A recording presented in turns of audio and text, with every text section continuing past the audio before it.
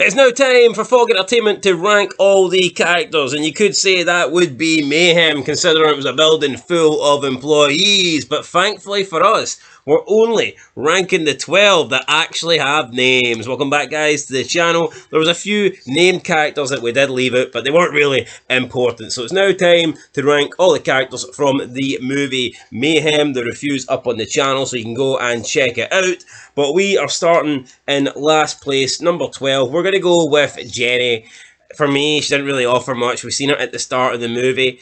Derek comes to her aid. He helps her after she's been bullied, essentially, by Oswald. And after that, I mean, I don't think we see her again. That's it. 12 Days of Christmas. And Jenny's number 12. So, I mean, that's about it. Not much really rolling for you. It was a one and done. In 11th place, we've got the CDC official. I mean, not that she was a bad character, but at the end of the day, she just like stood outside and she communicated with the people inside the building. Anybody could have played this character. Yeah, we did see her quite a few times, but she had no interaction really with people on the inside. Although at times, I mean, they were kind of talking back to her, so I don't know if she had a live feed into the building or whatnot, but you know, not really great. Coming in 10th place, we have Meg, the backstabbing secretary.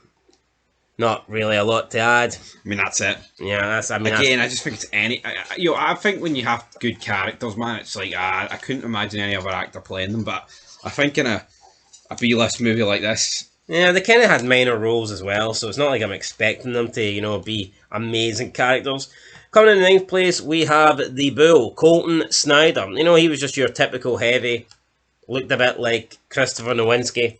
WWE there. If you know, you know. If you know, you know. If you don't, you don't. I mean, he served his purpose as, you know, an antagonist that was going to try and physically prevent Derek Chew from getting to the top floor. In the end, though, that didn't really work out for him. In 8th place, we have Oswald.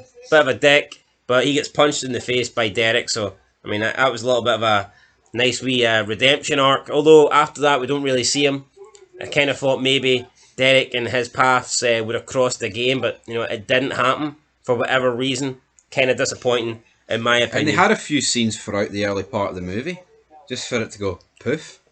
Yeah, I don't know if he died or whether he did come back later and we just didn't recognise him. I don't know, but if that's the case, then... No, I definitely didn't. I have a good memory. Don't think he deserves higher than 8th. Coming in 7th with Irene Smith. Again, she was like one of the top... not one of the 9, but I believe she was like one of the boss's co-workers, co-bosses, whatever. I mean, she was okay, but I mean, nothing really memorable.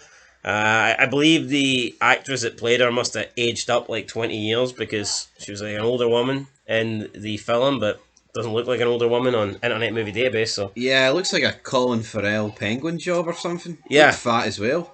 Unless she's done a miraculous. It could be. Right, moving into top 6 then. First we have Ewan Miles in 6th place. And I mean, I like Ewan Miles, friend of Derek Chew. Kind of funny, but at the same time, he was very limited. We didn't really get much of him. I believe he was only in 2 scenes. Really? And when you're only in 2 scenes, what impact can you have? Yeah, so...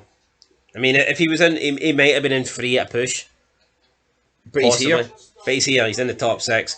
Coming in 5th place, we have... No, he was in 3 because he had the scene in his office, and then you had the scene in the lobby, then you had the scene in the brawl, the basement. Yeah, so coming in 5th place, we have the Siren, Cara Powell. She is the one that essentially backstabbed Derek Chew and got him fired in the first place. She put her mess on him and got him, you know, gone from this job, and that's kind of how it works.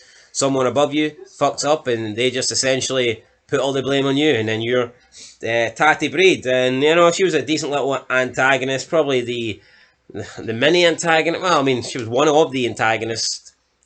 She held the card key to get to the top floor, and that's where Derek Chew was trying to go. She was one of the what do you call those guys in Metal Gear Solid 3? Foxhound? Not Foxhound. That's the name I'm looking for here. God. I should know. The Fear and the Cobra unit. The Cobra unit, that's it. She was one of the office unit, we'll call it. The office unit. Right, coming in 4th place, we had the Reaper, who is Lester Miguel, and we know him as Dallas Roberts from The Walking Dead. I liked the Reaper. He basically was tasked with firing everybody. He kind of read you your last rites, and he got you to sign on the dotted line to, confirm that you were fired. In the end, he dies. He gets killed by Melanie. So I liked Lester, the Reaper, Miguel. But again, I felt like other than the main two characters and possibly a lot of these characters were good, but they just didn't really have long in the film. No, I agree. As for the Reaper, let's talk about his character in The Walking Dead. Let's put a bit of respect on this guy's name, right? Better than Eugene in The Walking Dead. I know it's completely out of context here, but you know what? It just made me think. This guy was only in one season, and he had a massive impact. And you know what? He had a pretty decent sized impact in this movie, considering he wasn't a big game player. So, yeah. I'm going to look into Dallas Roberts and see what he did. Yeah, maybe we'll see another. Maybe this is it. Maybe it's these two jobs, and that's it. Could be it. Right, coming in third place, we're in the podium position now. We have John the Boss Towers. Just your typical asshole boss who snorted cocaine, but I mean he did. I liked him. He was kind of cocaine. He was kind of funny. I liked when he's getting into the fight scene. He wants the golf club, and then he's getting picky over which type of club he's going to kill Derek with, and it's like just pick up anything I want the 5-iron. But no, I liked them, and I mean I'm pretty sure the amount of lines he was snorting had something to do with the virus. Yeah, of course. Yeah, that's what they said.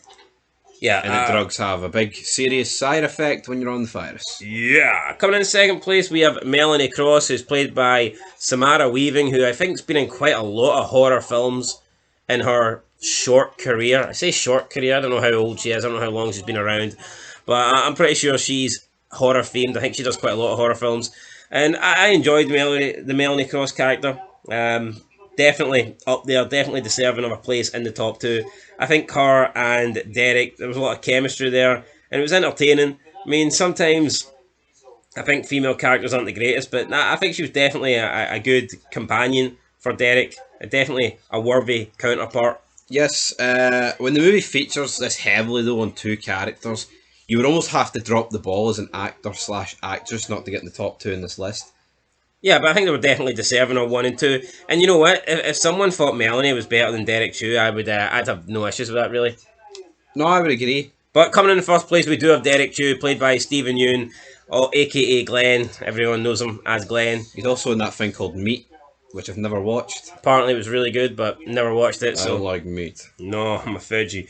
Anyway, yeah, Derek Chew, no. He wants to get his job back, and in the end, he manages to save the day. He gets a new position, a promotion. He gives Melanie her house back, then he resigns and he goes off to do painting. But I liked how he narrated the whole film as well and basically explained everything that was happening. And it was interesting to see Stephen Yeun in a different role that wasn't Glenn Rhee in The Walking Dead. But I mean, overall, he did come across as like a nice guy who was, funny, and then obviously infected with the virus. Kind of did turn into a killing machine, which was, it made for an entertaining movie. So, yeah, Derek Chew, number 1, guys, on our list. That's it. That's the top 12. Let us know down below who you thought was the best character in Mayhem. And up next, we'll be ranking the deaths. So, yeah, catch you guys in the next one. Till then, peace.